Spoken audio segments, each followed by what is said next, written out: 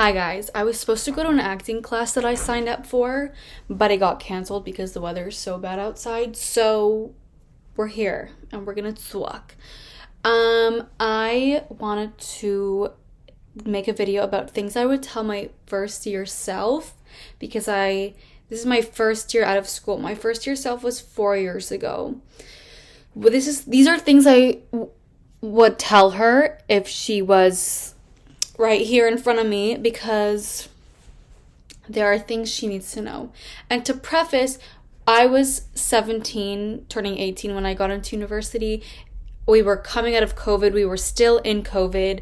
I hadn't brushed my hair in 2 years, hadn't talked to anybody in 2 years, didn't know how to interact, hated my life, but I was excited to move because I moved from Windsor, Ontario to Toronto, which was like my dream. My dream was always to live in Toronto and be an actor and have a CN Tower view. I do, in fact, have a CN Tower view. I could see the CN Tower from my dorms too, even though I lived up north for university. By the way, I went to York University. Would not recommend. Anyways, well, I wouldn't recommend any university, to be honest. But anyways, so first things first, what you were doing, because basically I signed up for an acting class like literally yesterday morning because I'm out of school and I was like, wow, that was a waste of my time. I thought I was going to learn anything, but I literally did not learn a thing. I came in for performance and was learning about like colonization. Like, did I sign up for history class? No, I signed up for what I thought would be performing, but I did not do most or any of that. So, anyways, so I was taking in grade 12 and a little bit in first year classes at the studio called Armstrong Acting Studios. Great studio, great acting school, but they did really up their prices. Like what it is now, like it's not what it was before. But I literally any money I had just went to acting classes. And I was like so hyper focused on that. Every weekend, I only thought about my acting class, didn't go anywhere. And yeah, it was COVID. I had nothing to do. We would perform on Sunday on Zoom. And I was so locked in. And when I got to university, I thought, okay, like I can lock in for 4 years. And no, none of that was done. I was not doing any of that. So would I tell her not to go to university? No, because how is she supposed to get to Toronto? It was the easiest way for her to have her foot in the door because she got to have the dorms and she got to meet people and she got to stay here because, she could get loans and end up staying here for the time being, and that's what she did and that's what I did. But did I learn anything going to a theater school? No. I didn't do any performing, basically. I performed like this much, and the rest was like white people suck and colonization, and then there was also like a lot of anti-Semitism towards the end, so that was really fun. And yeah, it's just like, did I sign up for a bubbled, biased history like program? No. I signed up to perform. Whatever. Anyways, so I would tell her that you're in for a ride. First year is peak education for you, and after that, it just goes downhill. And you're going to end up doing any other things. You're going to end up learning Spanish. You're going to take a Hebrew class and win an award for that. And then you are going to take a random science course, and you're also going to take a kinesiology course. And you're going to make a lot of friends by second year. You're going to reach peak friendship status in second year with your friends back home and your friends at school and in the dorms and in your program. And then it's literally all going to go downhill. All those people that you liked, that you loved, are going to disappear by the end of it. Just letting you know. Except for the girl that you met in first year. Well, I'm just talking about Dulia, lol, right now. I still have friends from my program. Not as close, but one of them, yeah, I am close with. But, like, that one Turkish girl that you saw on YouTube because you found her audition when you were trying to find the competition when you were in grade 12, Yeah, that's your best friend, okay? That is your best friend. She lives a floor below you in this house that you're renting with the two other friends that you made in the dorms. And yeah, so that's going to be your BFF. I know you're going to be like, how are we BFFs? I thought she was anti Semitic. No, she's the opposite. She's an ally. So that's what I would tell her.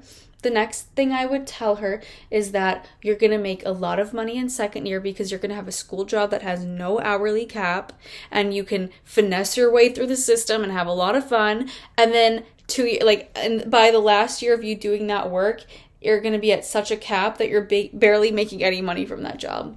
And then in fourth year, we kind of jumped ahead. I said peak second year, third year coming down. You're going to get a boyfriend though. And then fourth year, you're going to be at your lowest. You're going to have a prof who literally supports terrorism and then is going to make you hate your life and then is going to try and fail you intentionally. And then you're going to get out of that class and that's going to be great. But you're still going to hate being at school.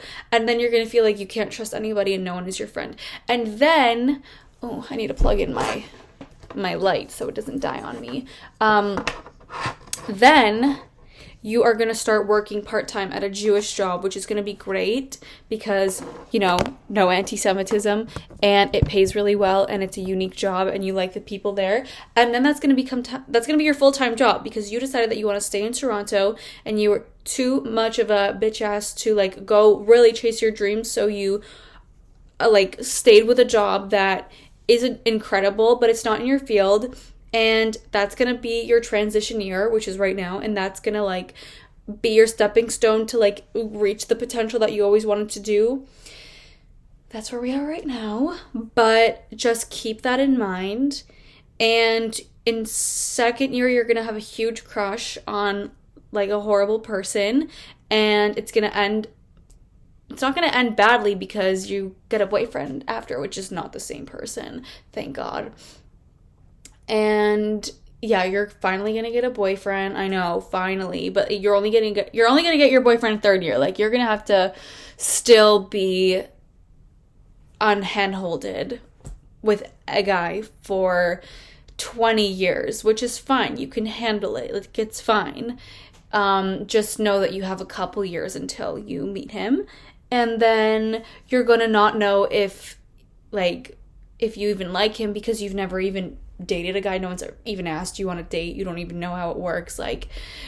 You've only ever known chasing and crushing on men who literally can make you cry or make you feel like you're on drugs, which is not healthy. And your favorite artist is still Ariana. You're trying to see her in July in I was gonna say Michigan, no, in Montreal. And you're gonna, trigger warning, we're talking about weight. You're gonna lose 20 pounds randomly, okay? All those years of you writing in your journal when you're 14, I'm gonna be 120 pounds, I'm gonna be 120 pounds, I'm gonna be a skinny queen when you were 14 and 15. Yeah, it's gonna randomly happen over one summer, which you did not plan. In first year, you're going to work out at home with your weights, doing very basic load, whatever. And then in second year, you're going to start going to the gym and you're going to hit the gym hardcore. And then third year, you're also going to hit the gym real hardcore. And then third year to fourth year, you're not really going to have access to a gym. And then you're going to randomly become skinny.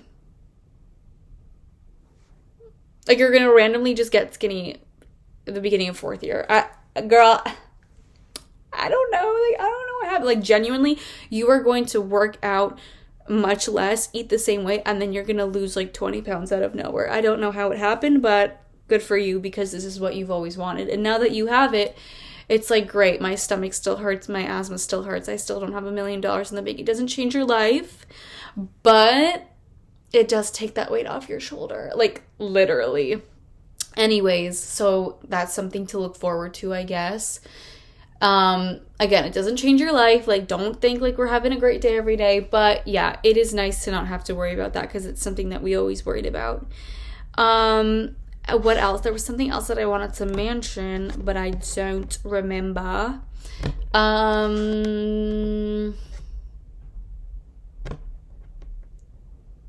don't know. Is that all I would say to her?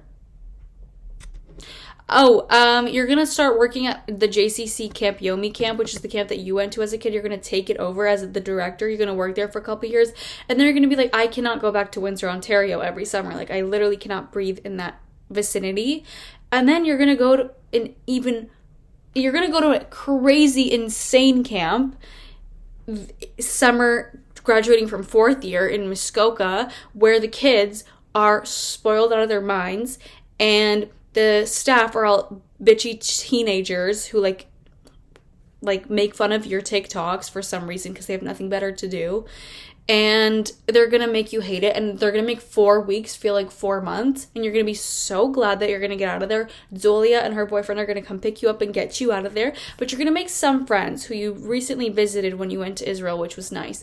But if you thought working in Windsor at a camp was bad, which it wasn't bad, but I just hated being in Windsor, do not ever go to overnight camp. That is not the place for you. You might think it's fun. You might think, ooh, new adventure. No. You're not. That's not for you. Okay? And now we're here, and this is the new chapter, but this is what I would tell you 4 years later.